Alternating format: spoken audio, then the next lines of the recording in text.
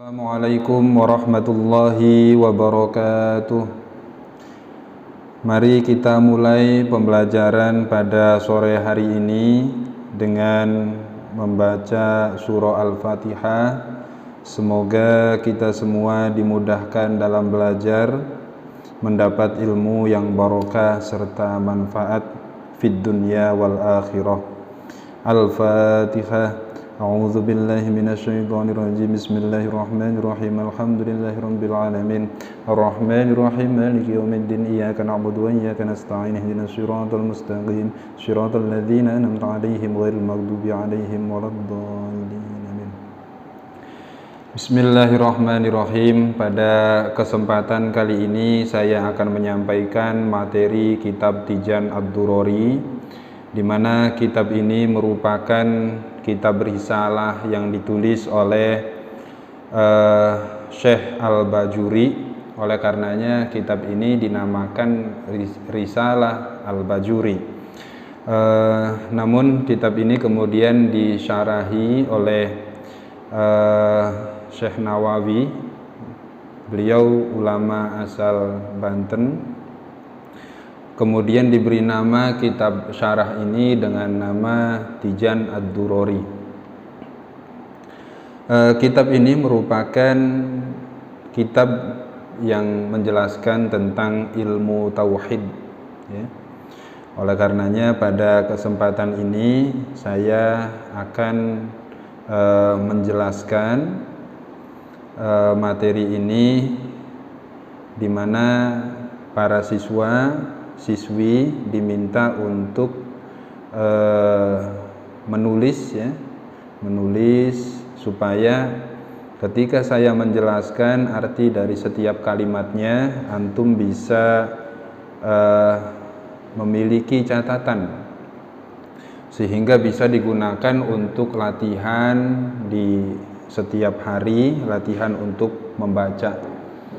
Sebagaimana kitab ini biasanya diajarkan melalui metode ini, yaitu mengartikan per kalimat. Tujuannya apa? Tujuannya adalah supaya kalimat-kalimat ini bisa antum hafal dengan artinya. Ini akan menjadi modal untuk antum ketika membaca kitab kuning, karena kalimat-kalimat yang ada di kitab kuning itu tidak jauh berbeda, baik dalam fan ilmu fikih, fan ilmu nahwu, fan ilmu shorof, ataupun fan ilmu tarikh, sama saja. Hanya saja kalau dalam hadis, Al-Quran, dalam tafsir mungkin agak berbeda, karena biasanya pada fan ilmu tersebut ada kebanyakan kalimat-kalimat majaz. Mari kita mulai saja, disimak. Bismillahirrahmanirrahim. Alhamdulillahi rabbil alamin. Wassalatu wassalamu ala rasulillah wa ba'du. Alhamdulillah, segala puji milik Allah Rabbil alamina, selaku Tuhan semesta alam. Wassalatu wassalamu, sholawat dan salam, ala rasulillah, semoga tercurahkan kepada utusan Allah, maksudnya adalah Nabi Muhammad. Wa ba'du, setelah membaca bismillah, alhamdulillah, fakir ini menjadi fa'il daripada fayaqulu. Fayaqulu faqirun rahmata rabbihi al-khabiri al-basiri Ibrahimu al-Bajuri dzut taksiri. Fayaqulu, kemudian berkata, faqirun, ialah seorang yang sangat membutuhkan rahmata rabbihi, kepada rahmat Tuhannya, kepada rahmat Tuhannya, al-khabir, yang maha waspada, al-basir, yang maha melihat. Ibrahim al-Bajuri, yaitu Syekh Ibrahim Al-Bajuri, dzut taqsiri, yang memiliki sifat lalai. Agaknya di dalam kalimat ini saya terkagum-kagum kepada dua kalimat yang penulis tulis di dalam bukunya sendiri, yaitu menulis fakirun dzut taqsiri. Fakir itu artinya adalah butuh. Dzut taqsir artinya adalah lalai. Sangat jarang sekali penulis di era sekarang menulis dua kalimat ini. Dua kalimat ini menunjukkan bahwa beliau ini seorang yang tasawuf, seorang yang selalu rendah hati, begitu ya. Dan ketika beliau mengucapkan fakir, beliau betul-betul menghambakan dirinya kepada Allah. Oleh karenanya beliau sangat butuh kepada rahmat Allah. Kemudian yang kedua, kalimat dzut taqsir. Pada kalimat dzut taqsir ini beliau menyifati dirinya, ya, menyifati dirinya dengan sifat lalai. Itu sangat jarang sekali penulis berkata demikian. Dan beliau menyifati itu tujuannya adalah untuk menghindari kesombongan. Jadi bahwa beliau ini al-fakir yang membutuhkan kepada rahmat Allah, beliau juga dzut taqsir, seorang yang memiliki kelalaian. Kemudian selanjutnya beliau menjelaskan, beliau yang saya maksud ini adalah Syekh Ibrahim Al-Bajuri, ya, penulis daripada kitab ini. Tolaba minni, kata beliau, tolaba minni, tolaba meminta, minni kepadaku, ba'dul ikhwani, ialah sebagian kawan, sebagian teman. Artikan masyarakat juga nggak apa-apa, bagian teman, sebagian masyarakat meminta kepada beliau. Aslahallahu li walahum al-hala wasya'na, al-hala wasya'na. Beliau mendoakan kepada sebagian teman yang meminta ini, aslahallahu, semoga Allah memberikan kesejahteraan li, kepadaku, walahum, dan kepada mereka. Al-hala wa sya'na yang dimaksud adalah bahwa apa yang beliau doakan itu adalah bentuk kalimat doa yang menunjukkan pada kondisi tersebut, ya.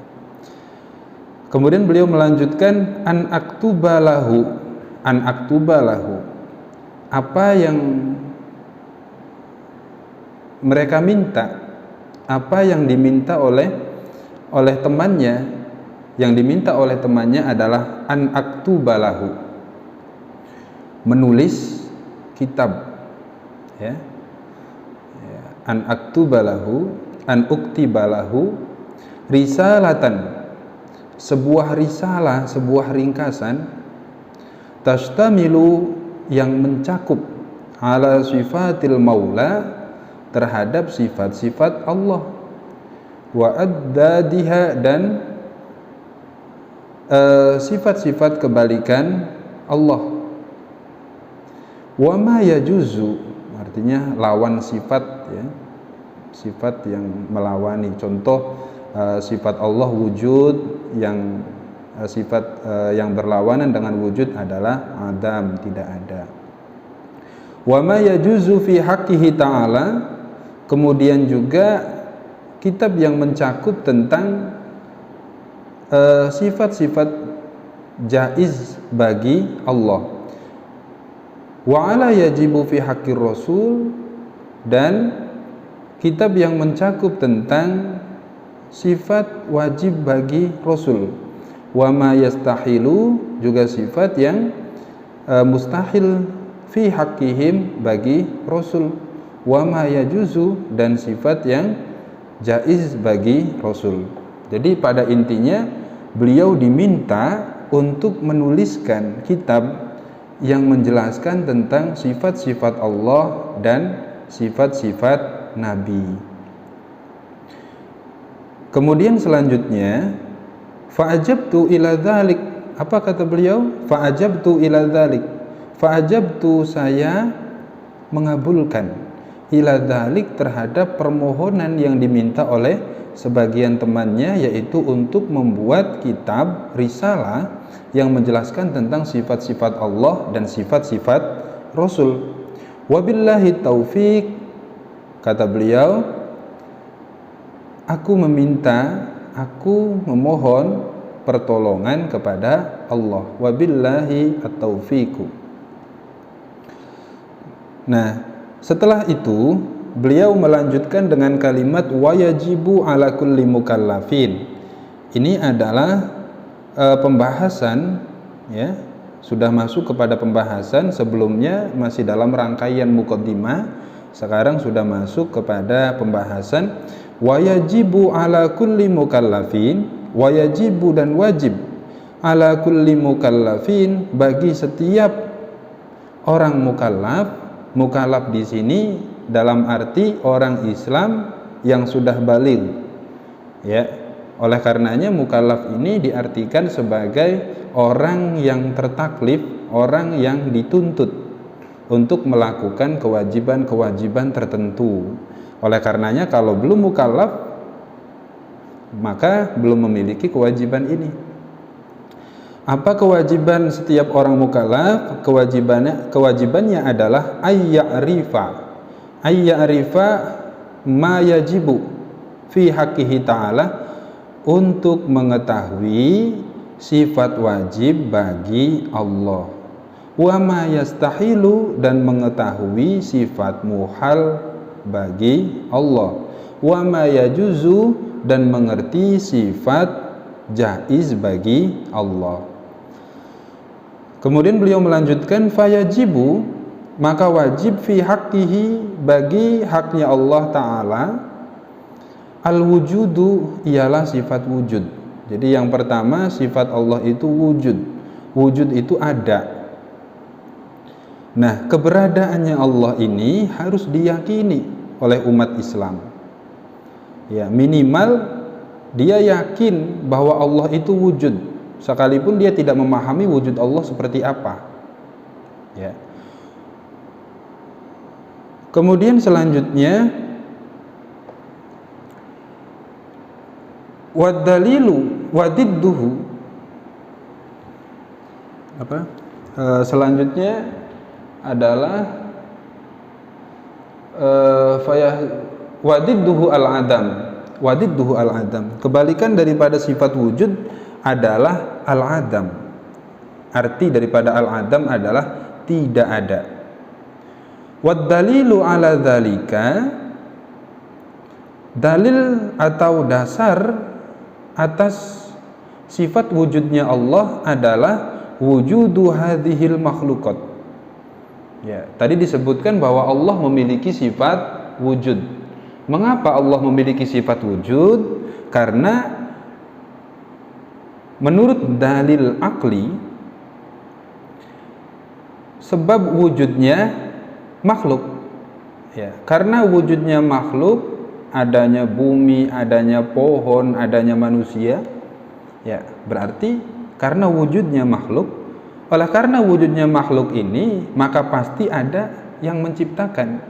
Nah, oleh karena itu Allah wujud, memiliki sifat wujud. Buktinya adalah wujudnya alam atau wujudnya makhluk. Kemudian selanjutnya, wayajibu fi haqqihi ta'ala, wayajibu fi haqqihi ta'ala, ya, wayajibu fi haqqihi ta'ala al-qidam. Selanjutnya, yang kedua, sifat wajib pada haknya Allah Ta'ala adalah sifat qidam, al-qidam. Qidam itu maknanya adalah wa maknahu annahu, maknanya qidam adalah la awwala lahu ta'ala, bahwa Allah adalah zat yang awal, ya.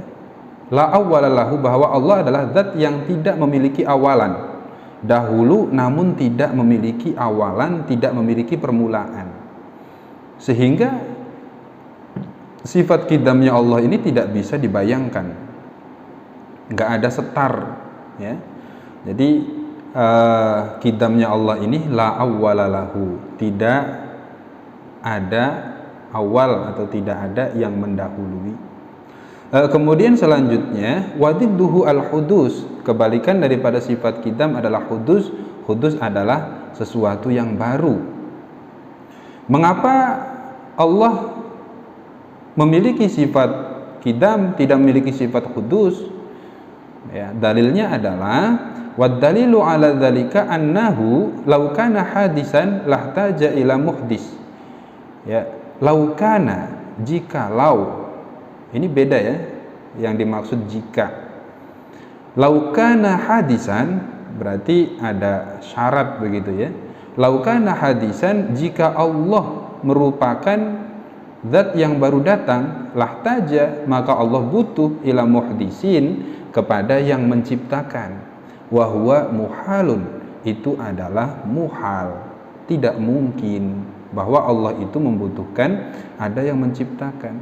Kalau Allah membutuhkan ada yang menciptakan, berarti Tuhan itu tidak esa, akan terus menerus, dan kemudian yang mana akan menjadi bingung, gitu kan. Nah, oleh karenanya para ulama kemudian menjelaskan bahwa yang dimaksud daripada qidam ini adalah dahulu, ya, tidak ada yang mendahului. Kemudian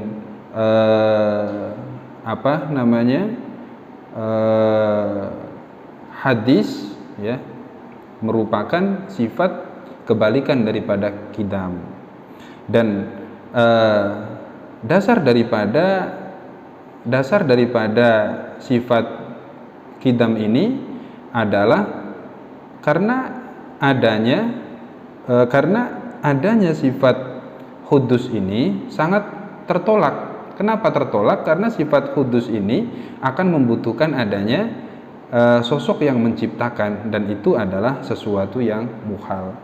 Nah, mungkin itu saja yang dapat saya sampaikan untuk materi kali ini. Mudah-mudahan bermanfaat dan bisa dipelajari dengan baik. Ihdinas shiratal mustaqim. Akhirul kalam wal afu minkum. Wassalamualaikum warahmatullahi wabarakatuh.